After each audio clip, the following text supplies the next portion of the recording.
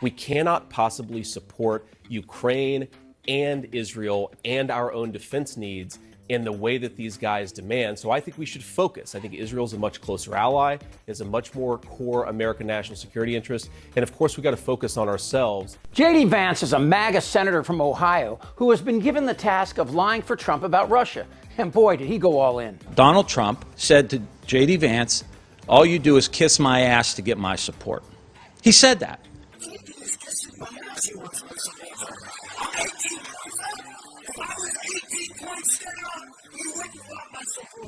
That's bad, because that means J.D. Vance is going to do whatever he wants. Ohio needs an ass kicker, not an ass kisser. While Trump has repeatedly made outrageous claims over the years about never having met Putin or having no contact with him at all, his long record of family and business dealings with Vladimir Putin have been proven time and time again to be true, and all of his comments to the contrary a lie. I said, which American banks? And he said, we don't rely on American banks. And I said, no kidding. We don't need American banks. We have all the funding we need out of Russia. Eric Trump admitted they have been taking money from Russia for years. And 20 years ago, Trump sold a property to a Russian oligarch for 5 times what he paid, and the guy then tore it down. This is not new. We cannot possibly support Ukraine and Israel and our own defense needs in the way that these guys demand. So I think we should focus. I think Israel's a much closer ally, is a much more core American national security interest. And of course, we got to focus on ourselves. That means encouraging the Ukrainians to take a defensive strategy.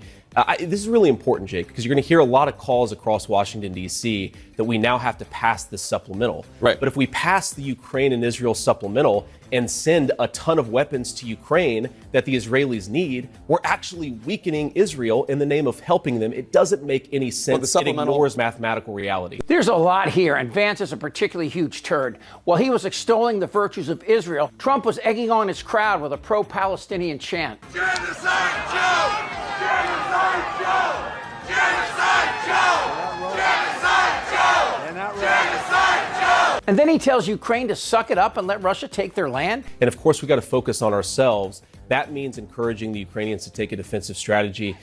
Can you see this guy during the American Revolution? Give me liberty or give me cash will do. And we're going communist. Don't kid yourself. Again, while he's telling Jake Tapper that we should let Ukraine fall, Trump was calling Biden a communist. And we're going communist. Don't kid yourself. But Ukraine offers a unique look into the Republican Party and Russia. And the answer to why is simple. Russians are getting Republicans elected. Tear down this wall. No, not those Republicans, these Republicans. So I'm very excited about that. But Trump and MAGA are so determined to hold power, they will continue to serve Putin's needs. We actually had some real security deterrence when Donald Trump was president. And of course, it's not just in Ukraine. So again, what Fetterman's saying is preposterous. Reality shows Putin didn't like when Donald Trump was president and was a lot better behaved. And I think to accuse Donald Trump of being pro-Putin completely ignores the reality on the ground. That is such a lie. Just remember, the baseless Biden impeachment trial was fueled by Russian disinformation when Alexander Smirnov gave Comer and Jordan documents that were lies. And the Republican Party knew it, but they didn't care. After years of Democrats using this committee as a mouthpiece for every conspiracy theory they could find, like the Russian collusion hoax, under my leadership, the committee has returned to real investigations. But Vance is a particularly huge whore when it comes to Trump and Russia. First comparing Trump to Hitler in a tweet, and now helping Trump and Putin rot our democracy. Trump or Donald Trump loves Putin is absolutely absurd. Putin was actually pretty well behaved during the Trump administration. He invaded another country during the Biden administration.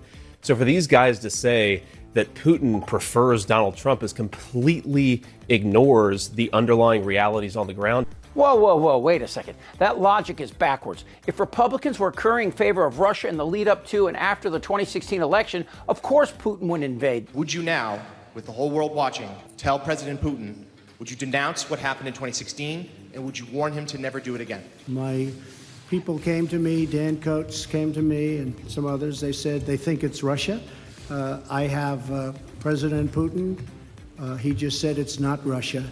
I will say this, I don't see any reason why it would be. I mean, come on. Must we keep pounding the facts into America's dull-witted senses?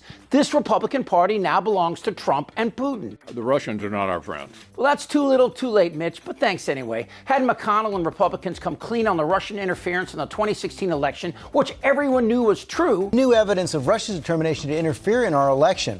A bipartisan report from the Senate Intelligence Committee details how Russia targeted voting systems in all 50 states and warns the threat persists today. And we're learning disturbing new detail about just how pervasive the Russian attack on the 2016 election actually was. George, the new Senate Intelligence report says the Russians likely attempted to find weaknesses, as you said, in the voting systems of all 50 states, probing and scanning the voting systems of at least 21 states. If Republicans had spoken up, Trump would have never garnered the electoral votes necessary. There is a history here in presidential elections by the Russian Federation, by its intelligence services, and there's plenty of reason to be concerned. And this is not about politics. This is about national security.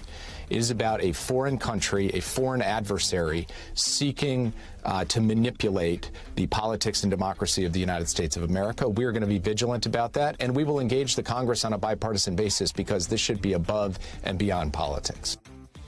He's right and he's wrong, because for Republicans, it is their politics. But jump ahead to just last year. This guy, Jesse Benton, a former senior aide to McConnell and Rand Paul, orchestrated a scheme to conceal an illegal foreign donation with another GOP political advisor. Benton was sentenced to 18 months in prison for his role in helping funnel illegal foreign campaign contributions from Russia into Trump's 2016 campaign. But Vance, MAGA, and Trump couldn't be any more obvious. They don't want to upset Putin. But on the Ukraine question in particular, everybody knows, everybody with a brain in their head, Jake, knows that this was always going to end in negotiation. The idea that Ukraine was going to throw Russia back to the 1991 borders was preposterous. Nobody actually believed it. So what we're saying to the president and really to the entire world is you need to articulate what the ambition is. What is $61 billion going to accomplish that $100 billion hasn't? We have to remember, Jake, Ukraine is functionally destroyed as a country. The average age of a soldier in the Ukrainian army right now is 43. That's tragic. That's older than me. I'm 39. If this thing goes on a little bit longer, the average age of a Ukrainian soldier is going to be older than you, and then a year later it could be Wolf Blitzer. That is a tragedy. What does it look like? I don't like this age graph thing. I'm sorry, Jake. Go. I'm 54 for those wondering. We are getting to a place where we are going to be functionally on the hook to pay for Ukrainian pensioners, to rebuild the entire country. Right. We need to bring the killing to a stop, and that's what American leadership should be doing. So Republicans want to stop helping Ukraine because it's too expensive, or because the Ukrainian army is too old but has been incredibly successful standing up to Russia? Which is it, guys? What do you make of the argument, though, that if the U.S. and NATO and the EU cede part of Ukraine to Putin, or even all of Ukraine to Putin, that really all we're doing is putting out the welcome mat for him to then invade a country that is in the NATO alliance, such as Poland? So there are two reasons I don't buy this. First of all, Putin has showed he's much weaker than a lot of people feared. The Ukrainians have fought bravely. They've also stalled Putin at a very small amount of territorial gain relative to the entire country. The idea that he can march to Poland or Berlin is preposterous. And the other thing that this really misses here is we have to remember our NATO allies, with the exception of a few Eastern Europeans, are not carrying their fair share of the burden. Most of them don't even spend 2% of their GDP on defense. If Putin is a threat to Berlin, that means the Germans should be changing something about their defense policy. It doesn't mean we can write indefinite checks to Ukraine. Right, but Russia has been proven to be something of a paper tiger because the U.S. has been helping Ukraine, right? I mean, that's the reason.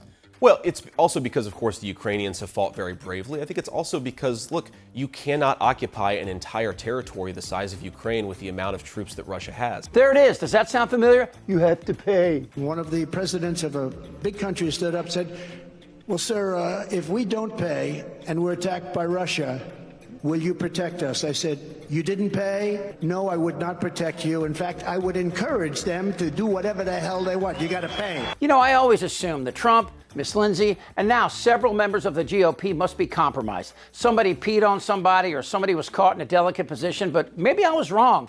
Maybe it was simply because they're too weak and they collapsed under the pressure of doing what is right.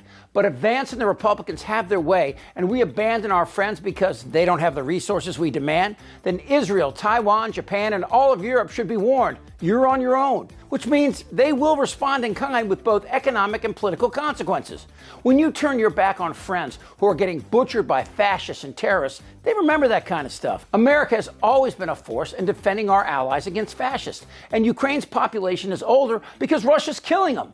bombing schools, hospitals, and maternity wards. And we're asking them to cede their country to a mass murderer so we can give tax breaks to Exxon? To just quit because it's inconvenient for us? Does anyone remember how Europe stood up for us in the days after 9/11? So how would this Republican Party, led by this man, a sociopath who had a book beside his bed full of Hitler quotes, how would these Republicans have responded to Hitler in 1939? Would we have told Churchill to pound sand? America first. This Republican Party is dead and buried. In the beginning, they tried to stand up to Trump, but now they bow to a sociopath intent on tearing down the very thing that made us great. God, if there was only a country in the world fighting for the values that we once held dear that we could look up to. Freedom and justice. That, my friends, is ironic. Who's with me? Hi, what's up? Time to pack it up. This isn't their Republican Party anymore. Am I wrong? Yeah. Tick-tock. You're in a lot of trouble, Donnie.